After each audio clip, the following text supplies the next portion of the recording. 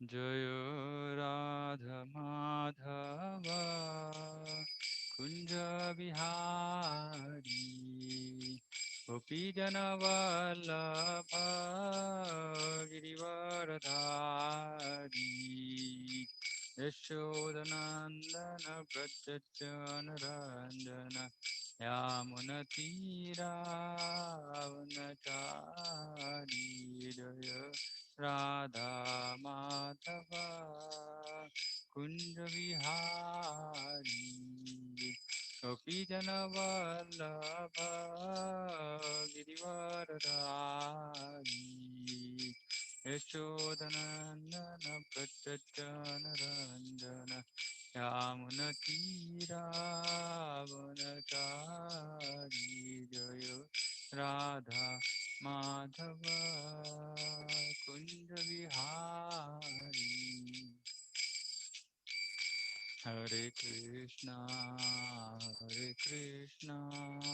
Krishna Krishna Hare Hare Hare Ram Ram Ram Hare Hare Hare Krishna Krishna Krishna Hare Hare Hare Ram Ram Ram Hare Hare Hare Krishna Krishna Krishna Hare Hare Hare Ram Ram Hare Hare Hare Krishna Krishna Krishna Hare Hare Hare Ram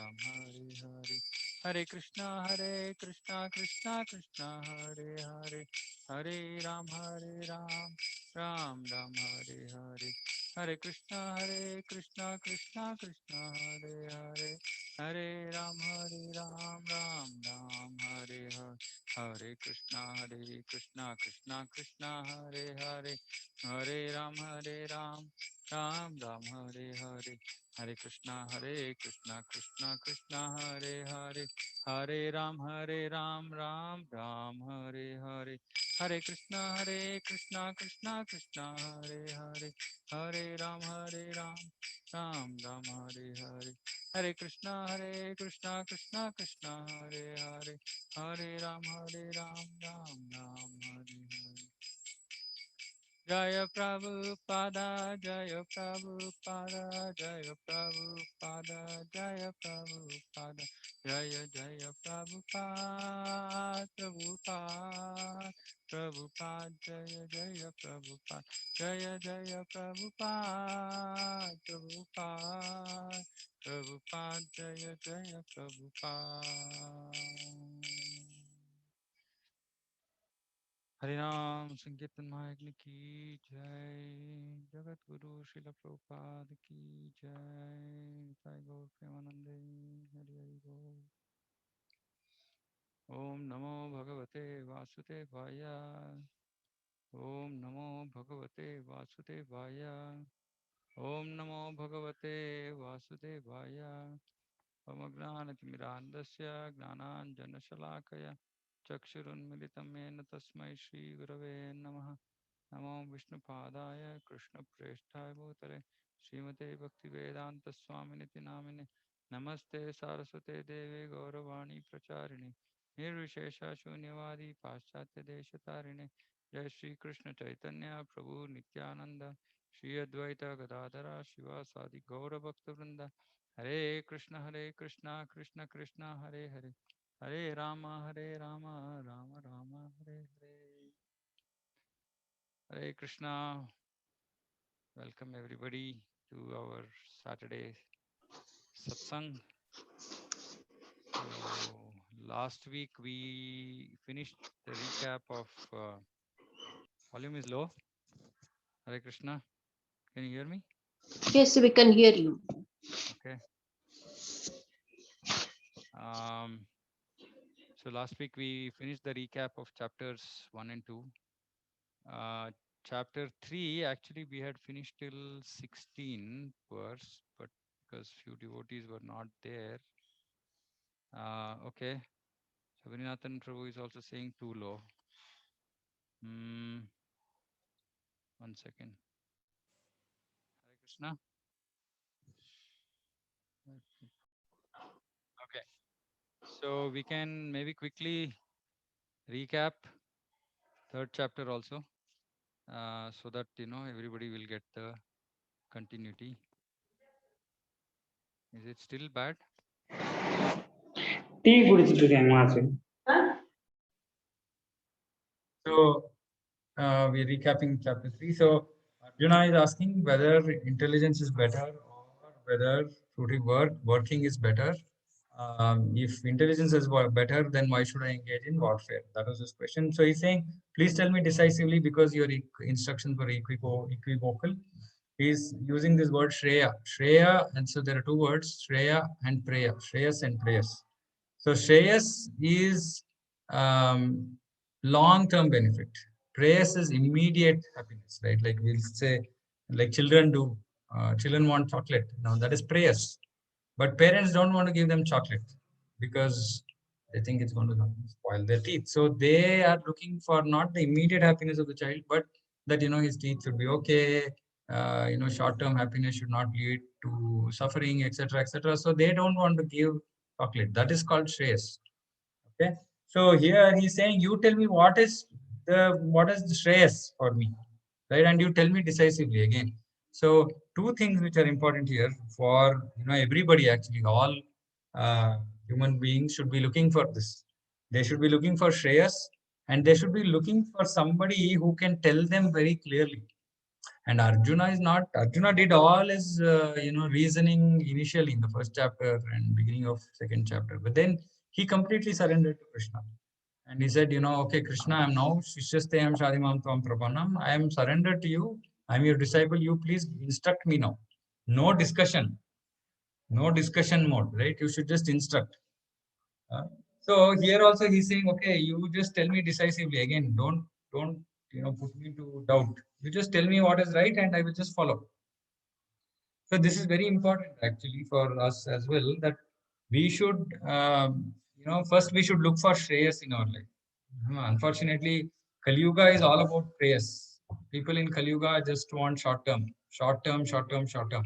Actually, previous ages, people never used to be bothered about the current life happiness, because they know that it is predetermined to a great extent based on the time of our birth, based on our karma phala, which is called prarabdha karma.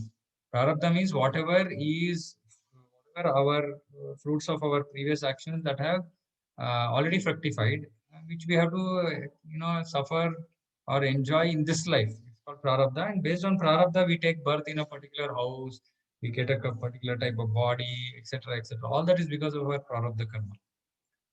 So they knew that, to a very great extent, it is not changeable. It's predetermined. We are going to get our share of happiness. We are going to get our share of distress as based on our previous actions. Very little we can do to change it. So they were always very focused on next life. People previously used to talk about next life. And Vedas give, specifically in Karma Kanda.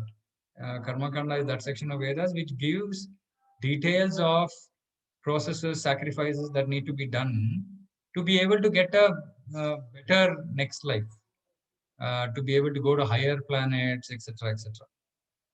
So they used to be always concerned about that, and they used to be engaged in doing sacrifices, austerities, penances, more with the focus of what is next, what is next life, not what is tomorrow, what is 5 years from now, what is 10 years from now, because that whether we worry or not worry, it will come.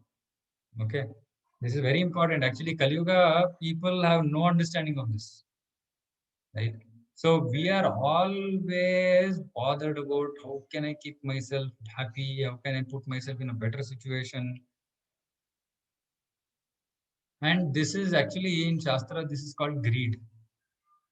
Trying to improve the state of our current life is called greed.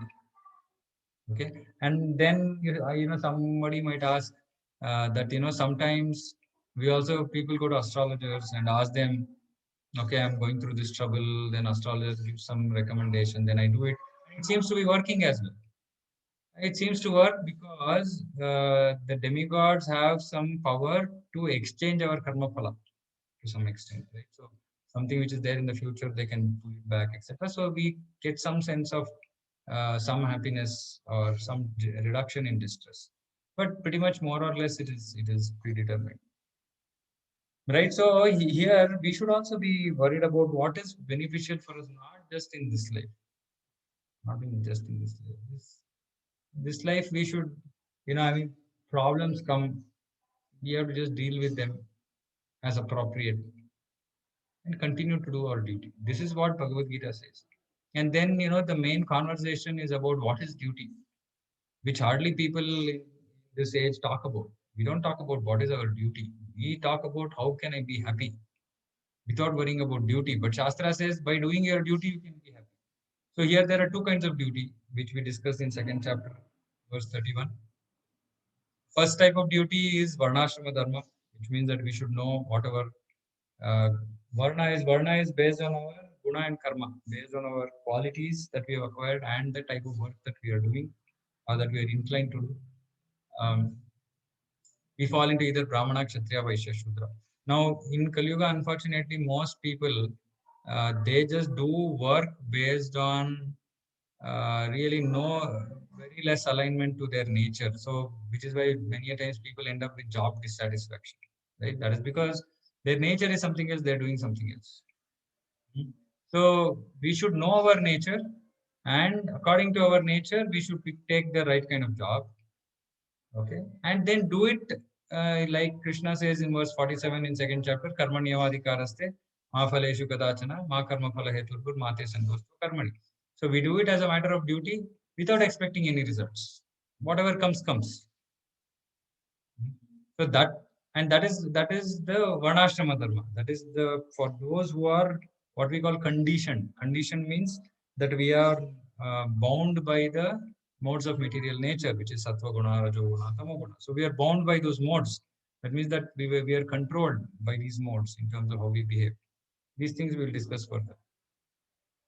Right, and then there is the liberated soul. The liberated soul is one who is above these control of these modes. So his duty is bhakti. His only duty is bhakti. Now, for the conditioned soul, also bhakti is one of the duties, but along with that, he also has to do the duty that he has acquired based on his modes. Right? Then in this, there is a lot of discussion about this throughout the Shastra. There is Purusha Dharma and Stri Dharma. So Purusha Dharma is different, Stri Dharma is different. But again, in Kali Yuga, Stri Dharma and Purusha Dharma are mixed up. So these things have to be understood very clearly. And, we should do our dharma. We should approach somebody who is actually aware of all this, right? And who can guide us in the right direction. That is a spiritual master. So there are a lot of gurus that are possible, but we are looking for a spiritual guide, spiritual master. Actually, we can't call guide because guide will give a impression that he will give a suggestion and then we can either decide to do or not. No, he's spiritual master. Master means that he has actually ownership on us in terms of, that we have to follow him. So that is why here Arjuna is saying, Krishna, I have surrendered to you. You are my guru. So you tell me clearly. You just tell me this you have to do. I will do. Right?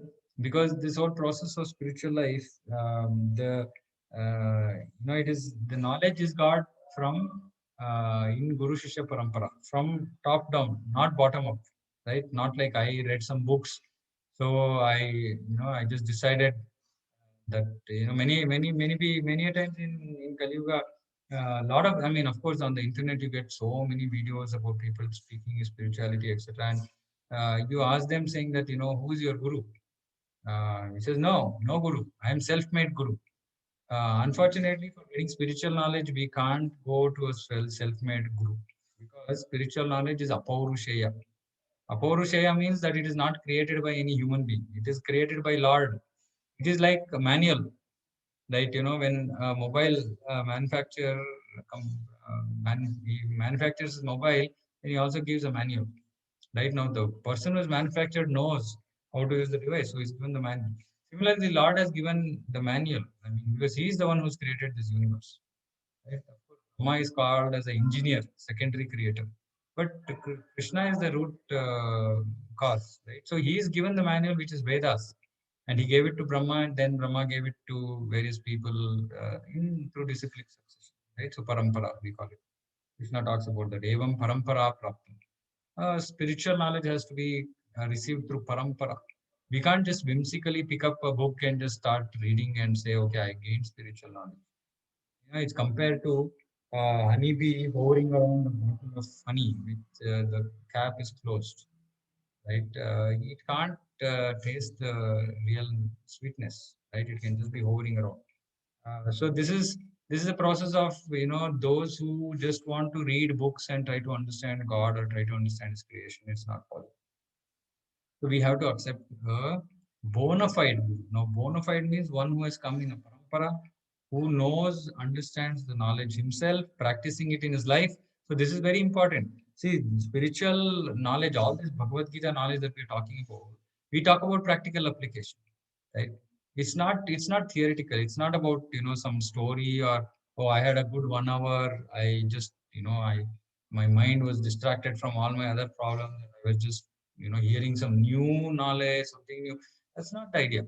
The idea is to hear and not let it go from the other side. It has to hear and go into the heart and create a change. So this is a process of transformation. So Bhakti, Bhagavad Gita is a process of transformation. It's not just a process of knowledge for knowledge sake, right? Where I can just hear and then drop it. So here Arjuna is asking, saying, please tell me decisively. You tell me decisively. I will accept whatever you say and I will implement it. Of course, if I have some doubts, I will ask. This is allowed in the spiritual path, right? So, but there is a way to ask questions. Tadvidhi pranipatena pariprashnena sevaya upadekshanti te gnanam ganinas tattvadarshana. Pranipatena, with surrender, humility, not saying, how come, how I know, I've read here, I've heard from here. No, not like, not challenging attitude. Very humbly, because Guru is very, very accomplished. Somebody who has who becomes a Guru, he is a very accomplished person. He's realized the knowledge, real knowledge that is there in the Shastra, he has realized, which means that he has experienced it. So he's not just one among us for us to be doing, casual conversation or challenging conversation with him.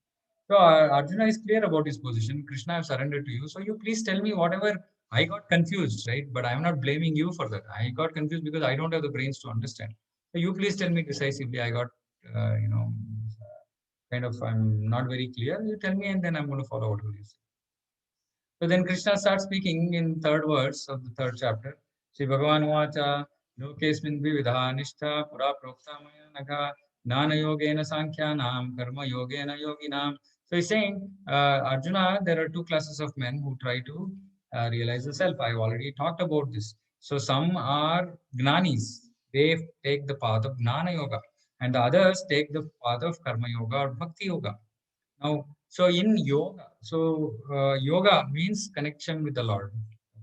Yoga means also indriya samyama, controlling the senses. So first, to be able to connect with the Lord, we have to control the senses, because the senses are in impure state. In an impure state, we can't contact a pure entity. Krishna is supreme pure. We can't contact him with our impure senses. So first the senses have to be controlled and purified. If you have to purify our senses, first we have to control them. So every yoga process talks about indriya samyama, control of the senses. Except for so-called yoga class that we go to, right, where we are taught some asana, some pranayama. They don't talk about sense control. But actually that process is called Ashtanga Yoga, and it actually has 8 steps, out of which there are 2, which is Yama, Niyama, Asana, Pranayama, Pratyahara, Dharana. So there is control, there is all of this is there. Then Dhyana, then Samadhi. So everybody talks about sense control. So there is Karma Yoga. Karma Yoga. Karma Yoga means those who are inclined to do work, they work and use the results in Krishna's service. This is Karma Yoga. Okay? Then there is Gnana Yoga. In Gnana Yoga, people have given up their work because they have realized that work is not going to do anything. Work is not going to give them what they're looking for. They're looking for something, right? Ultimate truth. They can't realize it through just work. So then after many lifetimes of doing work, they say, okay, work is useless. Work is not going to take me to the goal. So they give up work and they become philosophers, poets, etc., etc. Right? Gnanis. Now they have their own way of achieving the Supreme Lord through speculation. So their process is called Naiti Naiti. Naiti Naiti means not this, not this. So they're trying to look at everything and say, okay, is this Supreme Lord? No, this is not Supreme Lord. Okay, is this Supreme Lord? No, this is not Supreme Lord. Is that Supreme Lord? No, it's not Supreme Lord. So they are saying no, no, no, no, no to things, and finally they are filtering out things that are not the supreme truth and trying to progress towards Krishna. But this is like, for example, if suppose somebody wants to know who his father is, um, I mean, simplest thing is to go and ask the mother, right? So Vedas are actually considered as mother. So we should go and ask Vedas, or in this case, we should go and ask the mother. But instead, if somebody says, no, no, no, I am very intelligent, I want to experimentally determine this myself. So what am I going to do? I'm going to do DNA test of every male whom I know has come in contact with my mother, or is, like, how is this possible? Right? As in, it's just a ridiculous proposition to say that I'm going to keep, okay, I'm going to do a test. No, no, not him. I'm going to do another test. No, no, not him. You can't, you'll be dead by the time you finish all your tests, right? So this process is very time consuming. There is no guarantee that we're going to reach our goal. So this is Gnana Yoga. Then the third process is called Dhyana Yoga. Like I was saying, it's also called Ashtanga Yoga, where in Dhyana Yoga, people are trying to do Dhyana meditation on the form of the Lord in the heart. He's called Paramatma. He's a four-handed Vishnu form called Paramatma. And people are trying to realize him by doing meditation. They are trying to meditate on this form of the Lord in their heart. Okay. Now, the meditation is possible, but not in this yuga, not in this age, not in Kali Yuga. Because if you sit to meditate for 1 minute, your mind is gone here, and then your object of meditation is broken, right? As in, you can't just constantly just keep thinking about a particular object, because the mind is very, very agitated in Kali Yuga. So even Dhyana Yoga is not recommended, right? But that's a process available. And the fourth one is Bhakti Yoga. This is the supreme most path and the most powerful, most powerful. This is called a direct process of connecting to the Lord. Bhakti Yoga is direct process, right? Everything else is indirect, in the sense that you are doing in Karma Yoga, you're doing work and then you're offering the result. In Gnana, you're doing speculation, mental speculation, and then you're trying to search for the Lord. Dhyana, you're doing meditation and you're trying to search for the Lord. But in Bhakti, you know that this is the Lord, you're directly engaging in His service. Right now, but the one might ask a question, okay, but who is going to tell me who is the Lord? How do I stick to this process? How do I accept somebody as a Supreme Lord? That is when we have to go to Shruti, Mother, Vedas. So when Vedas says that, who is the Supreme Lord, now for that we have to go to a self-realized person who has already studied, understood the whole Shastra and has come to the conclusion. Or we go to the Supreme Lord himself. That's the more easiest way, right? To get complete confirmation. So Krishna in Bhagavad Gita is talking about himself. For example, in this verse, Sanjay is saying Bhagavan Uvacha. So we talked about this Bhagavan. Who is Bhagavan? Bhagavan means Supreme Personality of Godhead. Why is he called Supreme Personality of Godhead? Because he has 6 qualities in full. Aishwaryasya Samagrasya, Viryasya Yashashasriyaha, Nana Vairagyayoshtaiva, Shannam Bhagavatingana. So there are 6 qualities. Aishwarya, opulence; Virya, strength; Yashas, fame; Shriya, beauty; Gnana, knowledge; Vairagya, renunciation. So everybody can claim to have some amount of wealth, some amount of knowledge, some amount of renunciation. But this person who has all these qualities in full, he is called Bhagavan. He is called Bhagavan. Right? So then Brahma, who is our engineer, secondary creator, he says, Ishvara Parama Krishna Sachidananda Vigraha.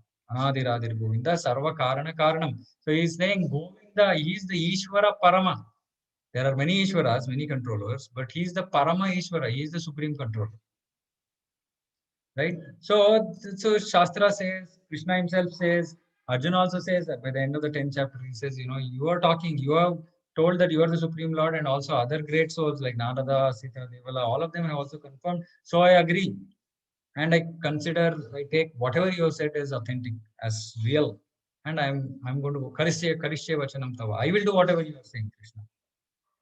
So this is the Bhakti Yoga process wherein we accept the Supreme Lord based on authorities, right? And then we follow the process which has been prescribed. And this process is prescribed in a parampara. We have to accept bhakti through a parampara. So here Krishna is telling Arjuna, saying that so you can either go by Gnana Yoga or by Karma Yoga or Bhakti Yoga. He is not so much talking about Dhyana Yoga. He talks about it in 6th chapter. But this battle is happening just before Kali Yuga. So he just says, okay, it's not possible. Dhyana. So he's not talking about it in this verse, right? So he says both these yogas, they actually are two ways by which they try to realize their self. So self means what? Self means who am I? Who am I? So when I figure the answer to this who am I also figure the answer to who is the supreme self. So I am the Atma, and then there is the Supreme Atma, Paramatma. So both have to be realized, parallel, right? So this is the whole process of yoga, right? Controlling the senses, then trying to understand who is the Supreme Lord, who am I, what is the relationship between the Supreme Lord and me. I am trying to enjoy. Am I the enjoyer or is he the enjoyer? So if he is the enjoyer, then what is my role? And Shastra says that our role is actually cooperators. We have to cooperate with the Supreme Lord, with the will of the Supreme Lord, like Arjuna will do later. Karishya Vachanantava. Krishna, I will cooperate with your plan. Let me not make my own plan. I will cooperate with your plan. Right? And that is the role of all of us as jivas, as specifically human beings. Right? Because ahara nidra bhayamaitunam cha samanyametat pashubi narana dharmoitesham adhiko vishesho dharmena hina pashubi samana. So those who are equivalent to animals, they will not accept this path. They will just be in eating, sleeping, mating, depending, right? But those who are human beings, specifically who are cultured human beings, they should take this path and understand the relationship with Krishna and then engage in service. Verse 4, he says that, okay, you are talking about not doing work. There is no way by not doing work, because one by just giving up his work cannot achieve freedom from reaction. So this means that even if we don't do any work, we get karma phala. And we have to also suffer karma phala from previous life. So for example, if somebody just decides, I'm going to just sit idle, that's a choice of an action. I just decided not to work.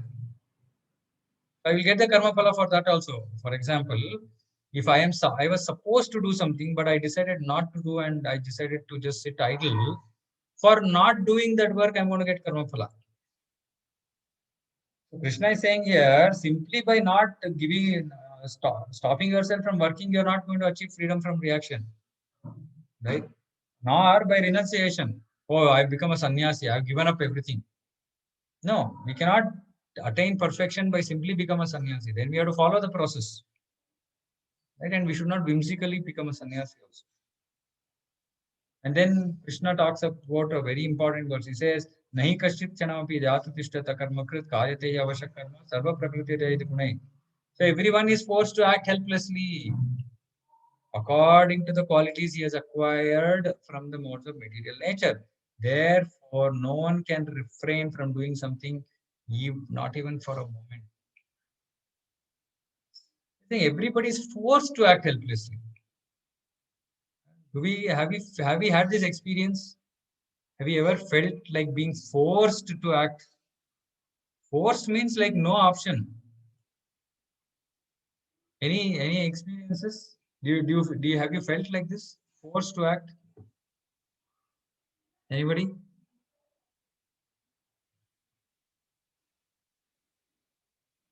Okay, nobody.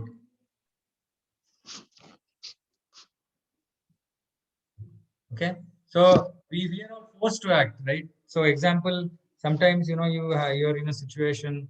Okay, Madhurya Mataji is saying office work. Okay, apart from office work also, sometimes you just blurt out something, right? Some incident happens, something you like it or you don't like it, and you just something just comes out of your mouth without control. You might become angry or you might become upset and speak something. Oh, I should not have said this. I've heard that other person. So, but we are forced to act. We are forced to act. We are forced to act also because of our karma phala. Sometimes we end up doing something, and then we feel, oh, I did that because of that. This is the result of my action. Actually, it's not a result of that action. That action became like an instrument, like a means for us to get our karma phala. So maybe we should explain this. See, sometimes in this material world, if there is no cause, if there is no cause, no reason for something to happen. For example, if I don't lift this mouse from my with my hand, and if suppose it starts floating by itself, we'll go crazy, right? We'll think, okay, something is wrong, right? So if something happens to us by itself without us engaging in any kind of activity, we will go crazy, right? And sometimes it happens. So, for example, you not taken out your car and it just doesn't start one day. Right? You didn't do anything about it, but because you had to go through the pain of your vehicle not being available for you, you just felt like the action was that I didn't take it out anywhere. But the point is that it had to happen. You had to run around, go find a mechanic and get it fixed, or and do something else, etc. So you had to experience that karma phala. So you thought that the action was that I didn't, take out my car. I'm just giving you like a gross example, right? So for my own experience, so I had tuberculosis a few years back, and then when I went to the doctor said, "How did you get this?" I said, "I don't know. You should be telling me." He said, "Did you go to any cold place, very cold, like some, like not northern countries, or somewhere?" I said, "No, I nowhere. I was in like absolutely in Bangalore." So then, generally, because now you don't correlate a reason for why something is happening, and then you will feel like, oh my God, this is crazy, right? I'm out of control. I'm not in control because something is happening in my life without even me knowing. So generally, we end up doing certain things so that they appear like I did this, so this happened, right? Like a cause, so that there is a little bit sanity. People otherwise will go crazy, right? So even for that reason, sometimes we act helplessly. We act helplessly, right? And the other reason we act helplessly is because of the modes that we have acquired. We might be in Sattva Guna, Rajoguna, Tamoguna. We'll talk about this later in more detail. But in general, Tamoguna is mode of ignorance. Person doesn't want to do anything, sleeping, intoxicated, etc., etc., right? Like very fallen condition. Then mode of passion is what is most people in this Kali Yuga. No time, no time, no time, busy. For everything busy. That is passion. And ignorance and goodness is people who are conditioned by knowledge. So they have knowledge. They know maybe about who they are, why they are here, or they want to do good work, etc., etc. They are more guided by goodness, right, and knowledge. Yeah. So based on the primary qualities we have acquired, all of us will have combination, and some one quality will be ruling supreme at one point of time, while something else at another point of time. Right? But predominantly based on the predominant character quality we have acquired, we will act. We will act.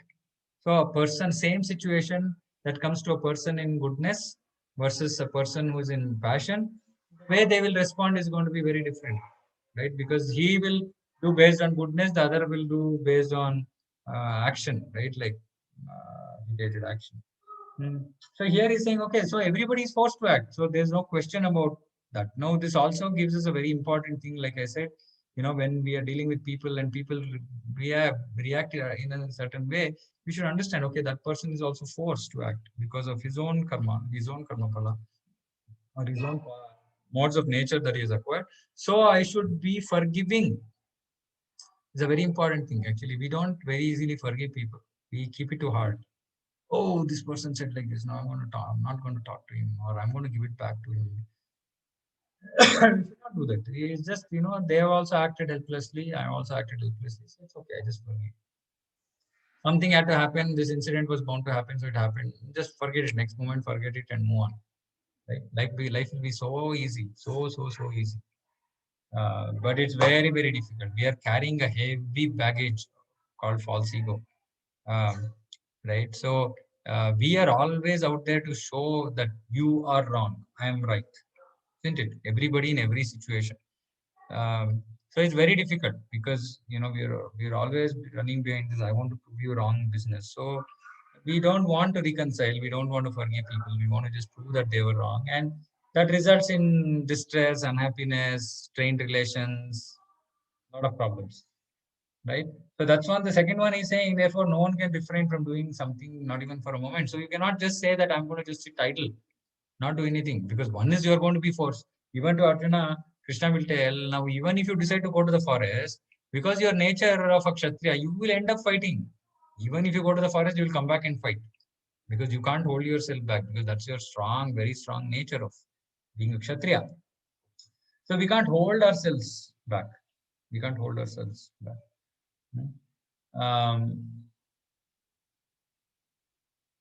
So this is important. So then he goes on to the next verse where he says, Karmendriyani samyamya yaste manasasvanam indriyartham vimudhatma mityachara suchyate. Now somebody might be artificially trying to control their senses. Artificial sense control, but his thoughts, his mind, his consciousness is on that particular object.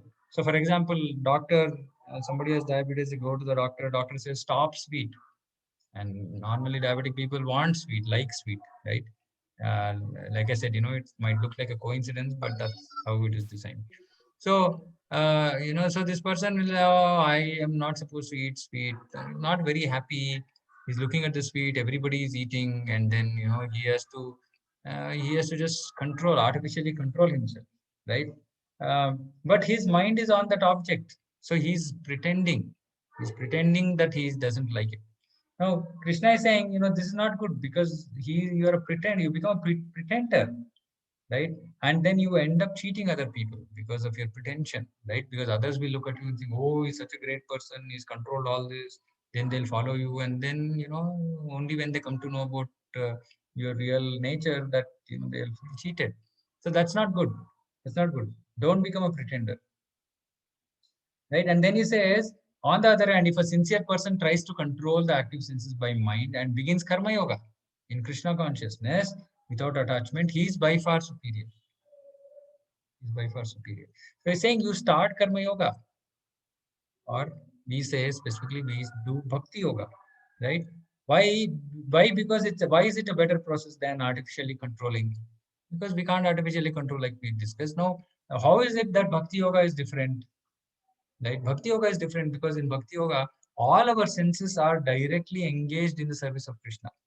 And each of the senses actually experiences its own happiness.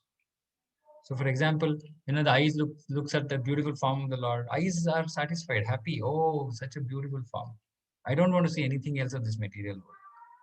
Right? And we keep saying this, we should, Krishna willing, sometime go to Mayapur, where we can see the beautiful form of Radha and Krishna. Right? Let me show this today's darshan, right? And it's so beautiful that we would not want to see anything else, right? So the form of the Lord is so beautiful.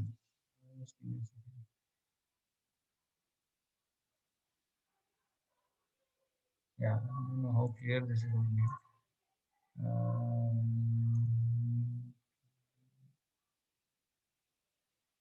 Right, so this is the Lord, right? So beautiful. Shri Radha Madhav ki jai. Now, when we look at this form of the Lord, actually, in Mayapur, when we look at them, actually they are life size. They are like and we stand and we have to look at the Lord like this, because first of all they are on a height, and then they are reasonably tall. right? So and when we look at them, we feel like, Radha and Krishna are personally present there. So after seeing this, we don't feel like seeing anything of this material. I mean, nothing else interests us in terms of beauty, right? Then here engages in kirtan and is very happy, satisfied with the kirtan, because kirtan, Lord's name, not different from Krishna. So automatically, because Krishna is Sachidananda, so that Ananda, we experience the Ananda without us knowing, right? And then the ears are happy. Then the nose is happy when we smell the beautiful flowers offered to the Lord. The tongue is happy when we eat the beautiful nectarian prasadam, food that has been offered to the Lord. So each of the senses are actually enlivened and they're happy by themselves. No, they don't need anything extraneous, right? They don't need anything extraneous. And there is no question of artificial control. So because they're so happy and all of us are looking for happiness. So when all these senses figure out that, okay, actually I can be happy by this process. So why do I need something else, right? So they just don't bother about this lower level of happiness. There are happiness is also different levels. Like for example, if a child is crying because he wants a toy, you give him a chocolate, he will stop crying because chocolate is a higher level of happiness for him than toy, for example, right? So like that, when we experience what is this called higher taste, uh, param drishtva nivartate, param drishtva, right? Like this is a higher taste. We see this something which doesn't belong to this material world, param, right? It's not doesn't belong to this material world, right? Then we experience a higher taste. Then the lower taste doesn't attract us. You're not attracted by the lower taste. So Krishna is saying, don't be a pretender. Just do your, follow the karma yoga, bhakti yoga process, and then you control the active senses by mind, but by engaging them in the service of the Lord. Right? Then he says, Niyatam kuru karmatvam karmajjaya karmanha sharira yatra pichate na prasiddhya karmana. So you have to perform your duty. There is no question of giving up, because that is better than not working. One cannot even maintain one's physical body without work, right? If we have to maintain our body physically, we have to brush, we have to eat, we have to take bath, etc., etc. We have to do some work. We can't just sit without doing work. So Krishna is concluding saying that, no, you should do work. Now, how you should do work, he says in the 9th verse, right? This is where practical guidance is being given to people who are working, right? People who are above, who are in Grastashrama, which should be between 25 years to 50 years. Unfortunately, in this time and age, people don't want to retire. Uh, they want to just continue work. But here they are saying no, for those who are in Grasta Ashrama, those who are working, you should work as follows. So he says, Ignarthat karmanam nitra lokoyam karmana bandhana tadartham karma konteya mukta sangha samachara. He's saying work should be done as a sacrifice for Vishnu. So when you do karma, we do it with the sense of, I am offering this to Vishnu. So which means that we take the results, we offer the results to Vishnu. Right? Now, this is the way of actually purifying ourselves. Right? So the result of our work is the phala. That phala has to be used in the service of the Lord to whatever extent it is possible. The more we offer, the more purified we will be. Right? Because otherwise Krishna is saying, otherwise work causes bondage in the material world. So if we don't do that, every work has a punya or a papa, so we are bound. So we have to again take birth to suffer or enjoy. But if we offer the result to Krishna, to the extent we offer, to that extent the karma phala is purified. Right? Therefore, perform your duties for his satisfaction, not for my satisfaction. Which is why previously this whole process of varnashrama dharma was there, right? We used to, like for example, a son of a cobbler would never bother to go to college or school. He's just happy doing his work. Now, in today's world, if you talk about it, say, oh no, it is not equal rights. Why are you depriving him of a better future? It's not better future, because Krishna says in Bhagavad Gita, don't do somebody else's work. It's sinful. So while it might look like we are, prosperous, blah, blah, blah, actually it's going to result in future suffering for us. It's not recommended, right? But it's very difficult for people to understand this. They're saying you perform your prescribed duties, whatever has been given to you. So you are a cobbler, do your duty, but do it for his satisfaction. So it means that you should do the work nicely, so that Lord is satisfied, not shoddy work. But at the same time, you offer the results to the Lord. But not shoddy work doesn't mean that you sell yourself to the employer. No, right? That there is life. There is certain amount of time to be spent to doing work. I do that work, but when I'm doing that work, I do it pakka, not half-hearted, not, right? And in this way, he's saying you remain free from bondage. So if you do work for the satisfaction of Krishna, then that work will not bind us. The karma phala coming from that work will not bind us. So this is the art of doing work. Right? Krishna talks about so many different ways of understanding karma. So he says one is, do work as a sacrifice for Vishnu. Then he says, do work without attachment. He says, don't expect results. Don't think you are the doer. Now all these things have to be combined. Right? And with that mood, we have to work. And then we will not be bound by the karma phala. Verse 10, Sayagnal Prajasvistva Puro Vacha Prajapati Anena Prasavisyadvam Yesha Vovistva Kamadu. So he's saying in the beginning of creation, the Lord sent forth creatures, all the men and demigods, etc. And they also sent sacrifices for Vishnu. So there are two kinds of sacrifices. One is the work that we do and we give the results to Krishna. That is also sacrifice. Then there is also direct sacrifice that can be done. Right? And specifically in Kali Yuga, that Yagna is Sankirtana Yagna. And Krishna says that, here when the creation happened, with this yagna, if you perform this yagna, you will get whatever is required for you to live happily and also to achieve liberation. Not just for living happily. If you do yagna, not only will you live happily, you will definitely live happily. Along with that, you will also achieve liberation. So that means that you will fulfill your life, fulfill the goal of your life. By doing what? By doing yagna. And in this Kali Yuga, the recommended process of yagna is Sankirtana. Krishna Varnam Tvisha Krishnam Sangopangastra Parshadam Yagnai Sankirtane Prayar Yajanti Sumedasaha. Sumedasaha. Those who are extremely intelligent. Medasaha means intelligent. Sumedasaha. Sumedasaha is like it is exaggerating that intelligence even more. It is saying extremely intelligent people. What do extremely intelligent people do? Krishna Varnam Tvisha Krishnam. Krishna Varnam Tvisha Krishna. Tvisha Akrishnam. Krishna Varnam, he is always, who is this person? Who is always glorifying Krishna? Krishna Varnam, he is always describing Krishna. But he is Tvisha Akrishnam. His color is opposite to Krishna. So Krishna is darkish and this person is golden color. Sangopangastra Parshadam. So he is come here with all his associates. To do what? Yagnai Sankirtanai Praya. To give us this Sankirtana Yagna. Yajanti hi Sumedasa. This Sankirtana Yagna, this person who came to give this Yagna, he should be worshipped by the most intelligent people in Kali Yuga. So intelligence doesn't mean that we just, material intelligence. No, the material intelligence is okay. Material intelligence is good, but that is not the ultimate. We evaluate other people's IQ, right? What is IQ? Intelligence. This is material intelligence quotient, not spiritual intelligence. Spiritual intelligence, nobody bothers in Kali Yuga. But here, Shastra is saying, one who is supremely intelligent spiritually, he will take up this path and do Sankirtana Yagna.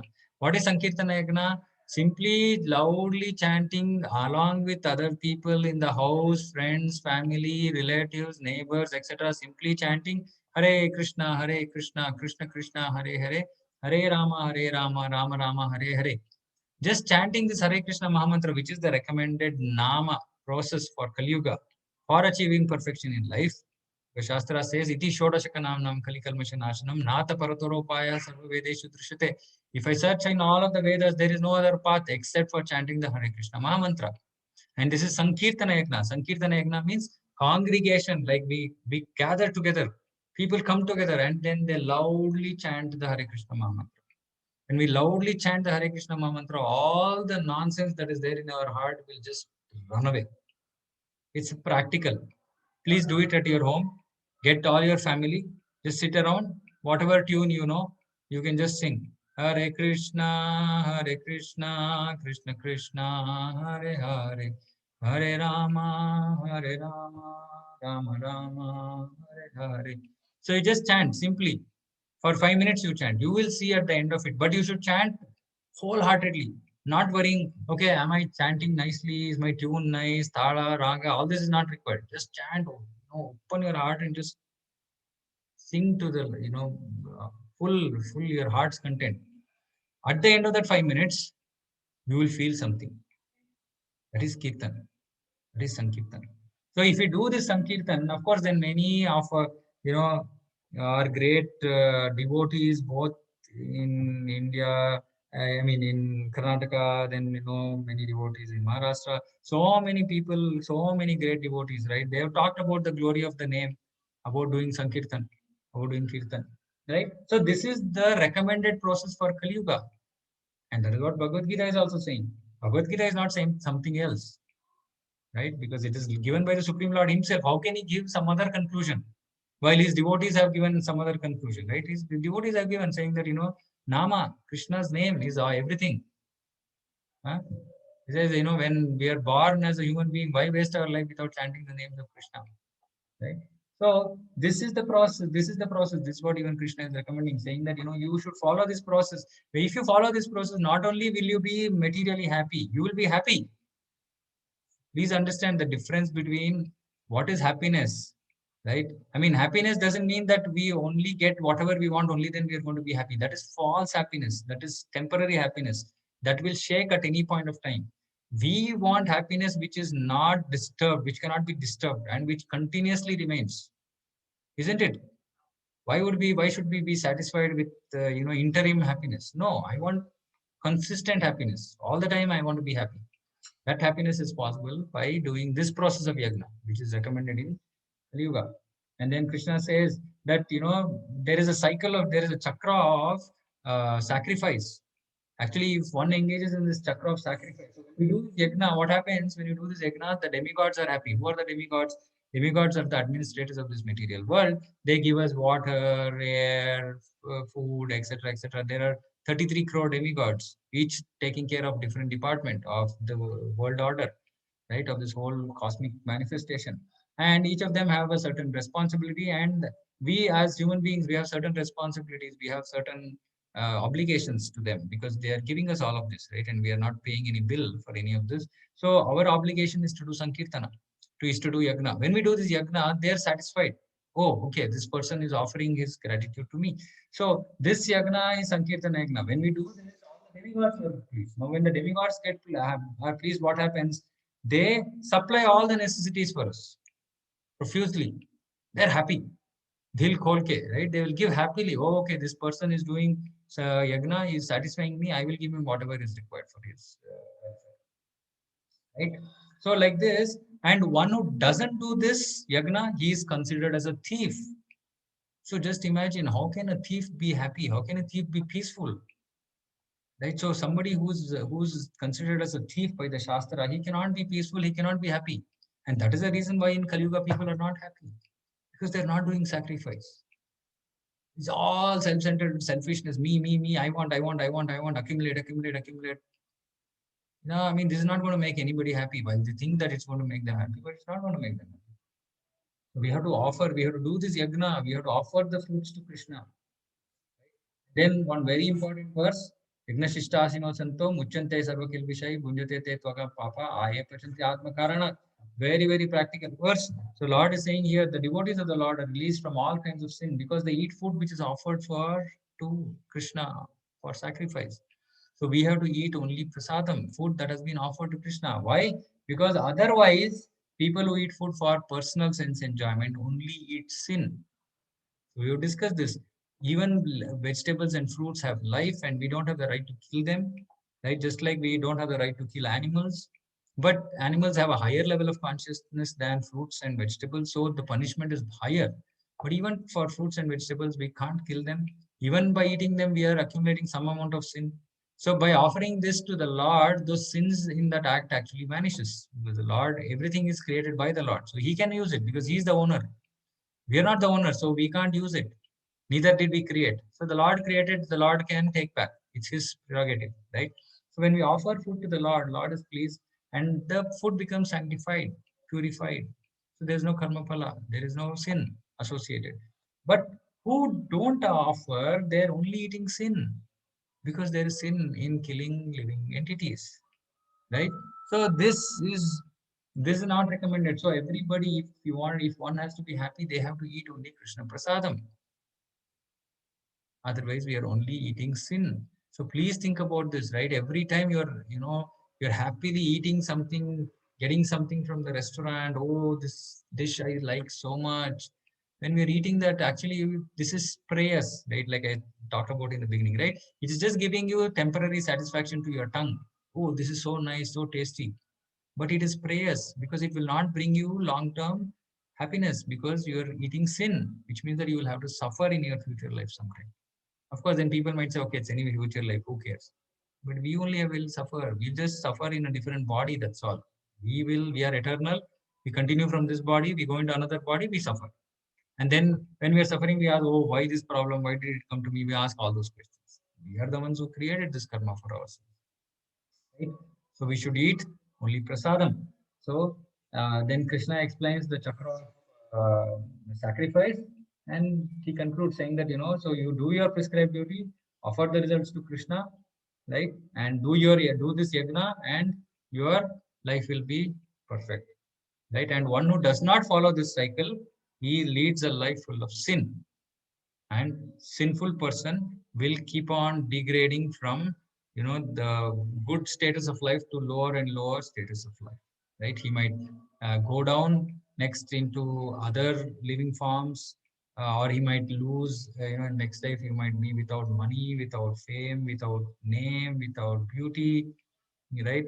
Or even further, you might acquire animal body, or even lower, or we might even go to lower. There are lower planetary systems, right? 7 lower planetary systems. We might even go there, which is a degradation. So if we don't live a life of sacrifice, then we will just perish, right? While today everything seems okay. Why? Because this is a result of our past karma. Right? So many people are saying that, oh, these politicians and all, they do so much of nonsense, but they seem to be very happy. Yeah, because they got that position and all that wealth, etc., because of good work that they've done in the past. But now they're misusing their position, misusing everything that they have, and doing sinful activity, which means the next life they're going to suffer. Said that one of the great politicians of India during the time of the independence struggle, he became a dog later because he lived a life like that. Right, so it's very dangerous, and um, it's very complicated. We can't understand. So better just follow what Shastra is saying. And in Kali Yuga, for Kali Yuga, process is very simple. Just chant Hare Krishna, right? Chant Hare Krishna, do Sankirtan at home, eat prasadam, read Bhagavad Gita, Bhagavatam, associate with devotees, and your life will become perfect. That's it.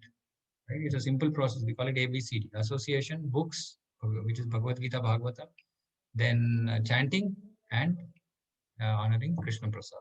So if we do this, we perfect our life, right? So this concludes the summary of verses 1, 2 through 16 of the chapter 3. So we will close here, and from next week we will continue from verse 17. So hopefully everybody who had not come in, we have got a recap of previous chapters. I'll also okay, I think Dr. Naimisha has joined new. I'll ask Shraddha to share the online. So you have a YouTube channel, so you can go through the previous lectures if you have the time. And it'll we last 2 classes we summarized the chapter 2 and chapter 1, so it will give you a general sense of what we've been discussing. Is there anybody else who has come today for the first time? So we'll end the I'll end the recording. We'll end the class here, and if there are any further questions, and we can talk. So